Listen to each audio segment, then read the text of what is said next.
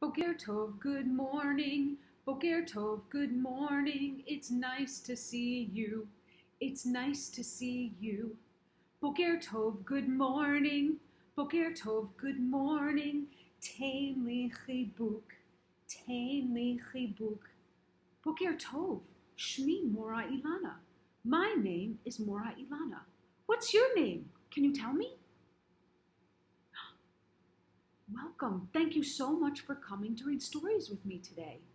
Boker Tov, good morning. Boker Tov, good morning. It's nice to see you.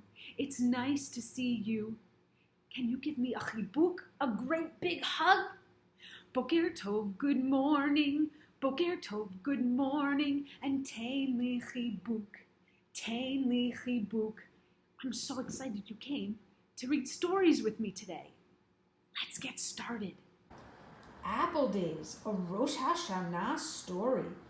The author, the person who wrote the book, is Allison, Sarnoff, Soffer. And the illustrator, the person who drew the pictures, is McMahon. What do you see on the cover? Ooh, I see a lot of apples.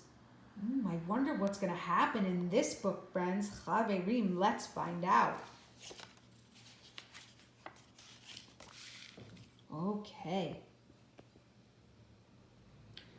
What are you looking forward to this Rosh Hashanah? Katie's teacher asked the class. Oh, hearing the shofar, shouted Max. Chicken soup at Grandma's, exclaimed Abby.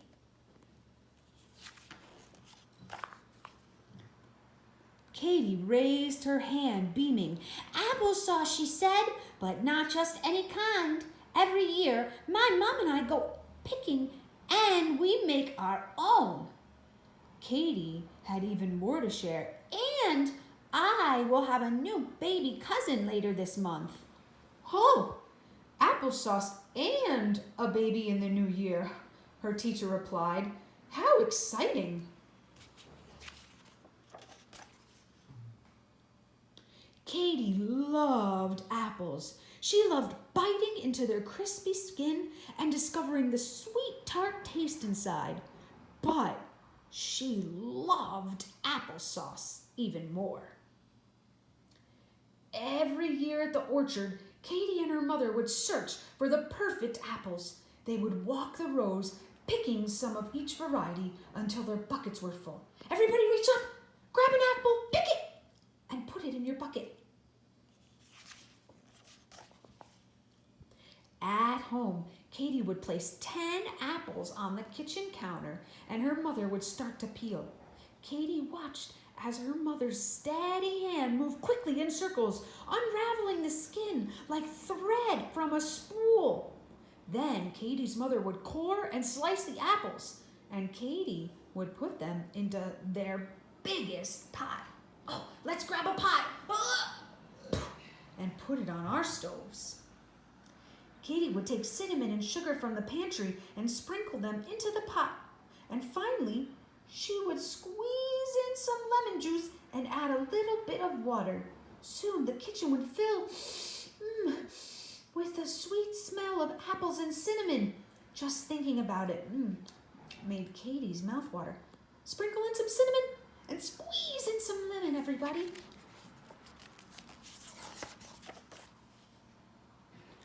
Let's make next Wednesday Apple Day, said Katie's mother, and Katie drew a big apple on the calendar. Katie told everyone about Apple Day. Soon her dad knew, and her neighbor knew. Carla the hairdresser knew. Sam the shoe store man knew. The principal knew. Rabbi Portnoy knew. Her friends Max and Abby knew. On Monday, she told her class, it's getting closer. Katie couldn't wait for each day to pass. On Tuesday, bring, the phone rang, and Katie answered it. Hi, said Aunt Leah. May I speak to your mom, Katie? Oh, hi, said Katie. Guess what? Katie, I'm sorry to interrupt, sweetie, but I need your mom now. Katie was puzzled. Aunt Leah Leah always wanted to hear about everything, but Katie went to find her mother. Chaverim, what do you think that's about? When her mom hung up the phone, she turned to Katie. Your new baby cousin is coming early, so I'm afraid we can't go apple picking tomorrow. But Mommy, cried Katie, you promised. Tears spilled down her cheeks. I know this is disappointing for you, Katie. It is for me too, but I have to help Aunt Leah. It's your job to be a big girl. But we won't have applesauce for Rosh Hashanah, said Katie sadly. Chaverim, what do you think's going to happen? Do you think they'll have applesauce? The next day, Katie's father walked her to school. Why so sad? The crossing guard asked. Isn't today Apple Day? We can't go, Katie mumbled. Can't go? Asked Max. Why? Because of the baby, Katie said. Well, Max told Abby, who told their teacher, who told the principal, who told the rabbi, and Abby got her hair cut and she told Carla, and when Max went to buy shoes, he told Sam. When Katie and her dad arrived home after school, they found a bright red apple on their doorstep, and next to it was a note that said, Dear Katie, I heard about what happened. Maybe this will help. Love, Rabbi Portnoy. What do you think's going to happen with that apple, friends? Look at her face. Does she look happy or sad? The next day, the crossing guard handed Katie a yellow apple, and the principal placed another in her backpack. Katie's teacher gave her an apple at circle time, and so did each of her friends. Oh, her backpack was almost full. Look at all those apples. Walking home with her dad, Katie passed the shoe store. Sam, too, had a surprise. A jar of cinnamon. Wait, Katie, shouted Carla from the beauty shop. I have some sugar and a lemon for you. Whoa, do you think she has all the ingredients she needs to make applesauce? When they got home, Katie lined up 10 apples on the kitchen counter and tried to remember what her mother did next. She and her father stared at the apples, the cinnamon, the sugar, and the lemon, wondering exactly how to turn them into applesauce.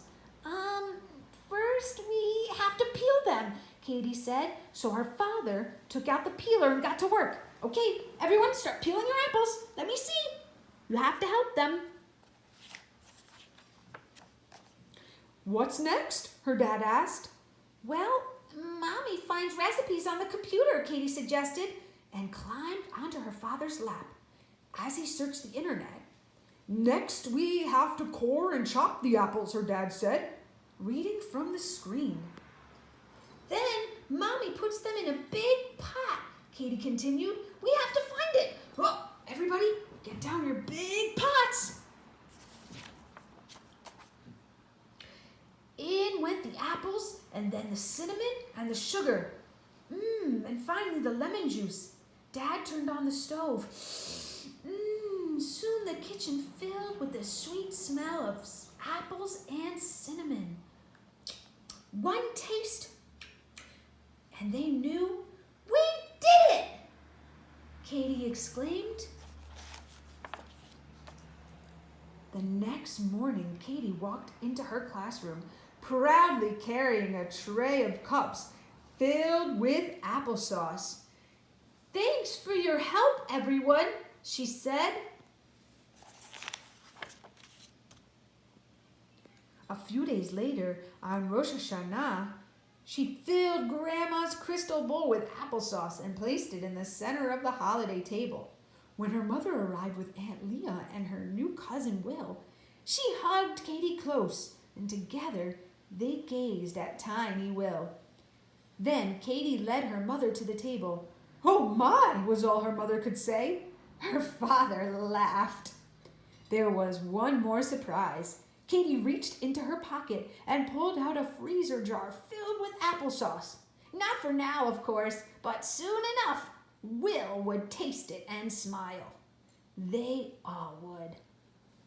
Wow, Chaverim, that was a great book.